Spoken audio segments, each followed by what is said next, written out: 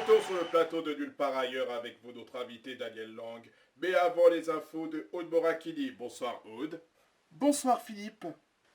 Comment s'est passé ce premier week-end de confinement dans les communes de Nice et Dunkerque? En effet, ces mesures sont entrées en vigueur pour ces 2 prochains week-ends face à la recrudescence de l'épidémie. Reportage Didier Lezob, Youssef Zebda. C'était ce week-end à Dunkerque, sur les bords de mer, habituellement rempli de flâneurs, qui était calme à cause des mesures imposées, qui ne ravit pas certains habitants. Confiner le week-end, c'est une grosse connerie. Parce que la semaine, on travaille, et le week-end, on reste chez nous. C'est vraiment du n'importe quoi. Par contre, les policiers sont dehors, mais pour faire respecter les nouvelles mesures.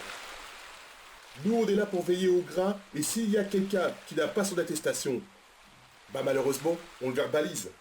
Voici l'attestation qui a fait son retour à Dunkerque et à Nice. Les sorties sont autorisées pour faire ses achats de première nécessité ou pour faire une marche d'1 heure dans un rayon de 1 km. En cas de non-respect des règles, l'amende est de 135 €.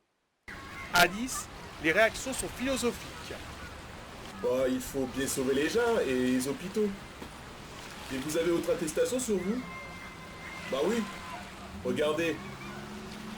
Sinon, c'est une amende. Encore un week-end. Le gouvernement doit décider mercredi si ces mesures doivent être prolongées. Et puis pour ceux qui sont nostalgiques de Canal+, parce que je rappelle que Playmo Plus est dérivé de cette chaîne, une chaîne YouTube met en scène les anciens jingles et même des émissions mythiques comme Nulle part ailleurs et d'autres. Ça s'appelle Top Générique, découverte de la chaîne avec Daniel Léventreur. Top Générique, voici ce qu'on peut découvrir dans sa chaîne YouTube. Jingle, générique et même certaines émissions rappelant la magie de Canal+ de l'époque. C'est grâce à lui que j'ai pu retrouver certaines émissions d'entier comme Nulle part ailleurs, émission qui a bercé mon enfance. C'est une chaîne contenant des perles rares. Pour en voir plus, abonnez-vous à sa chaîne. Le facétieux Jules-Édouard Moustique, l'inénarrable Monsieur Manhattan, Et sa chaîne s'appelle, je rappelle, Top Générique. Et voilà, comme quoi certains sont passionnés par l'audiovisuel. Merci les infos. Daniel, ça vous fait quoi de voir qu'il y a d'autres personnes qui sont intéressées par l'audiovisuel? Je suis content car je me suis quand même fait des amis grâce à ma chaîne YouTube. Ça vous a beaucoup apporté JPBA TV. Plus que vous ne le pensez. Laurent Chalumeau, bonsoir. Bonsoir. Il va nous falloir un chalumeau. Trop fort, ma fille. Bon Laurent, vous avez en face de vous un jeune youtubeur fan de la télévision, Daniel. Bonsoir Daniel. Bonsoir. Alors Daniel, vous êtes connu pour avoir créé votre chaîne JPBA TV en 2016. Qu'est-ce que ça vous a apporté votre chaîne YouTube? Du plaisir, de la joie et je me suis fait pas mal d'amis. Ah oui, c'est un exploit et vous avez beaucoup tenu à JPBA TV? Oh oui, j'y tenais, comme un organe vital pour moi. Le 29 avril 2017, vous perdez votre chaîne YouTube à cause de 3 strikes. Dans quel état vous vous êtes retrouvé au moment de la clôture? Alors sachez que je n'ai pas perdu ma chaîne. Oui, mais bon, voilà. Non mais je ne l'ai pas perdue car je l'ai refait naître 2 jours plus tard. Mais sachez que j'étais démoralisé, en larmes.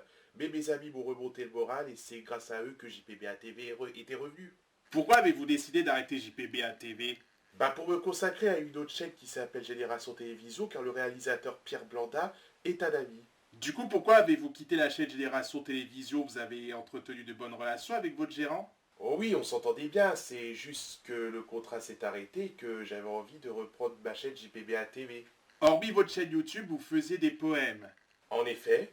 Apparemment, si vous avez décidé de faire des poèmes, c'est pour surmonter votre angoisse car apparemment vous avez été harcelé. Oh oui, c'était une lourde épreuve auquel j'ai dû faire face. Et justement, vous avez survécu à cette souffrance morale. Qu'est-ce que vous avez envie de dire à toutes les victimes d'harcèlement? J'ai envie de leur dire qu'il ne faut pas se laisser abattre, il faut avoir confiance en soi et se dire que tout ça c'est du passé et que personne te fera du mal car t'es devenu plus fort qu'eux. Pour finir, comment vivez-vous la crise sanitaire? Un peu mal, surtout quand il s'agit de faire des cours en distanciel, car je suis étudiant à l'université et mes potes me manquent trop. Merci Laurent. Maintenant, c'est la météo avec Cécile Béon qui nous annonce un temps un peu plus chaud. Allez, on va détailler tout ça, c'est parti.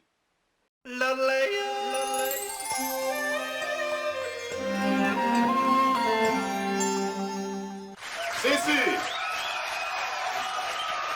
comment allez-vous? Bah écoutez, ça va très bien. Eh ben tant mieux que vous venez avec des bonnes nouvelles. Et pourquoi pas avec des mauvaises? Oh, Laurent le rabat-joie. Néanmoins, on aura une belle journée demain. Je confirme qu'on aura une belle journée demain le matin. On aura des éclaircies sur toute la France. Sur une petite moitié, ça sera partiellement couvert.